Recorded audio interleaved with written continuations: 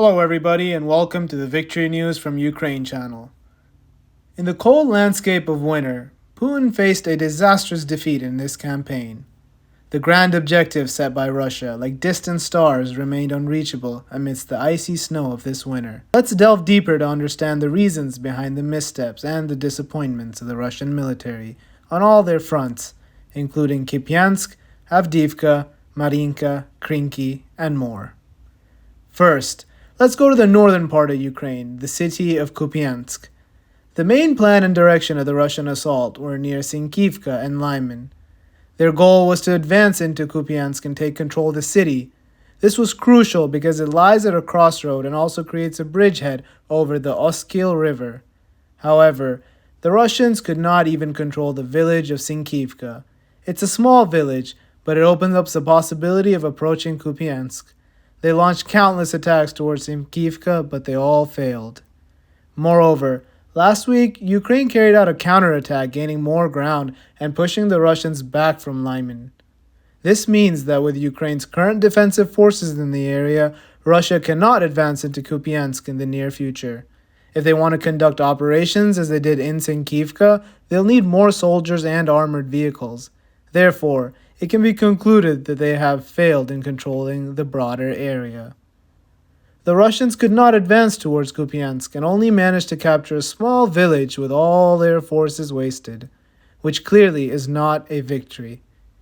Even that task has not been accomplished by the Russian military yet. Russia also attempted to advance into Yahidin, but here Ukraine conducted several counterattacks, gaining more ground. There were some battles to the south of Kupyansk, but they were not very significant.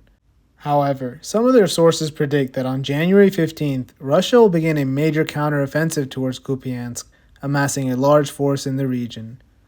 We'll see, but my prediction is that this attack will not yield any significant results. Let's move down to the direction of Lyman, near Lysychansk. Here, Russia also conducted several attacks. They tried to advance towards Terny, and there they definitely captured some small areas, but they were unable to approach the lakes. Thus, Ukraine maintains a strong defensive force in the area, preventing the Russians from entering the settlements. In the Bakhmut area, Russia made its most significant progress during the winter campaign. In the summer campaigns, battle took place in Berkivka, and you can see that Russia pushed our forces out, taking control of a settlement from Koromova. However, they still could not achieve their goal of recapturing Klishivka or advancing below Avdiivka. Therefore, even with this largest attack, they only managed to capture a small village, Kromova. And that's all. And this is Russia's biggest failure in Avdiivka. For 3 months, they continued to attack this town in an effort to encircle or control it. Russia did indeed make some progress here from Krasnohorovka in the north and elsewhere, but they failed to capture any settlements, and I want to emphasize that. Absolutely nothing. Ukraine continues to defend the city despite the complexity of this task. Firstly, because there is primarily only one supply line connecting Avdiivka to other territories, and Russia's main goal is to cut off the supply line. That's why they mainly attack from the north, but they still could not control the village of Stepova. We know that after the end of winter, control on this town before Putin's election in March is crucial, and I believe it won't happen in time. Clearly, within 2 months since Russia attacked Avdiivka, this Ukrainian city remains strong against Putin's army. Some call Avdiivka the second Bakhmut, but I wouldn't refer to it as such. Without the Wagner army, Russia is slow in achieving their objectives. We have many stories about how Russians simply abandon their positions in Avdiivka because they deploy more conscripted soldiers.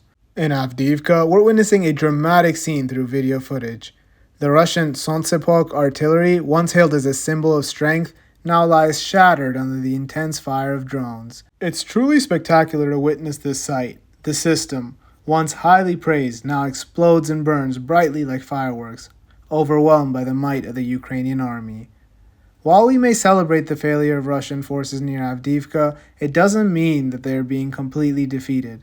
No, they'll continue their push and pull tactics, using soldiers as cannon fodder despite the significant losses incurred. As for the question, are the Russian military really making an impact in Avdiivka? The situation remains complex and fluid. Regarding the recruitment of disabled soldiers by Russia for deployment in Avdiivka, it's truly a concerning development. According to the European view, the Russian military is recruiting disabled soldiers to form what are described as quote-unquote disabled units.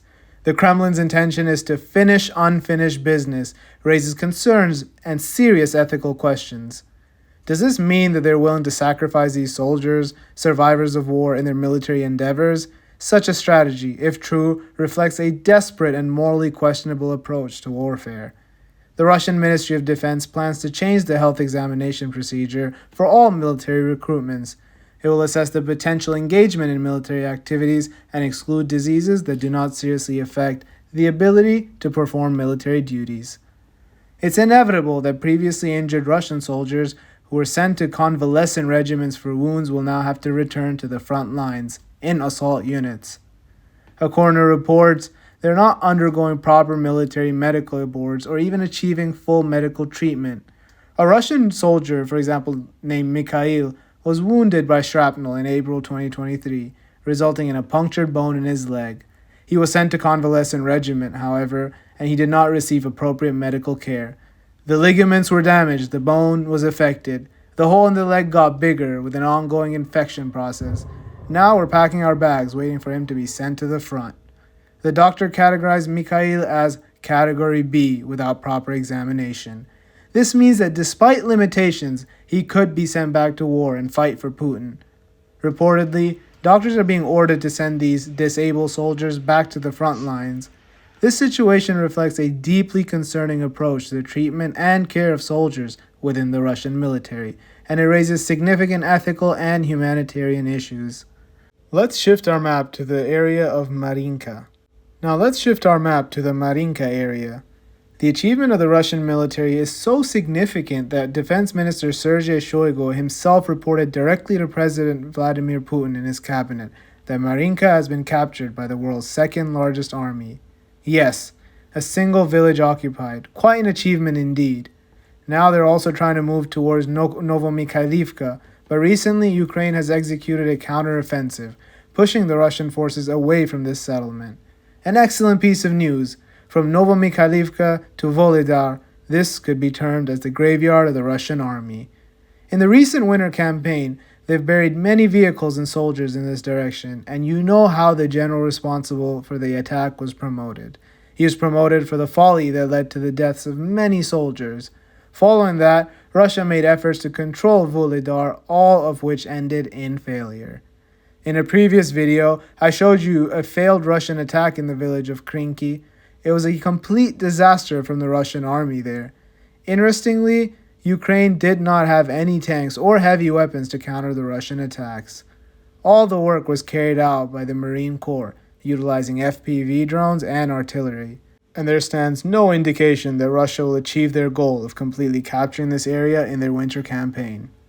We're in the middle of winter, and after reviewing all parts of the front line and all points where Russia wants to advance, I assert that they have failed in their winter attack plan. Unless something adverse happens to the Ukrainian army, Russia will not be able to achieve its goals. We have news of some drones attacking fuel and energy complex facilities in the Oryol region of Russia. According to the Kremlin-backed Russian media outlet MASH, a Ukrainian kamikaze drone reportedly attacked the Oryol Nefteprodukt oil depot, and another drone struck the building of the local energy provider Orionergo.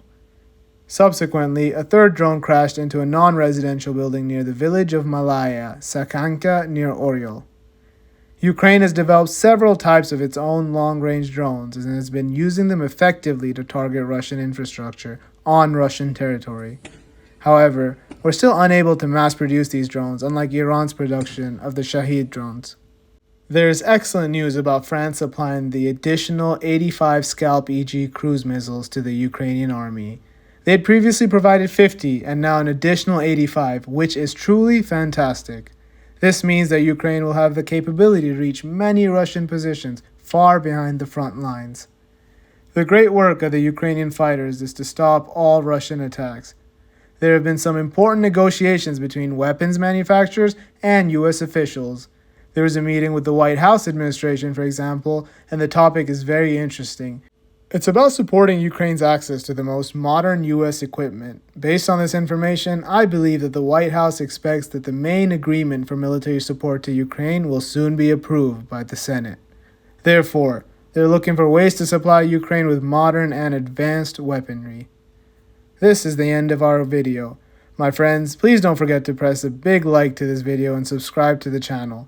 By doing so, it'll help us a lot. Thank you, and see you in the next video.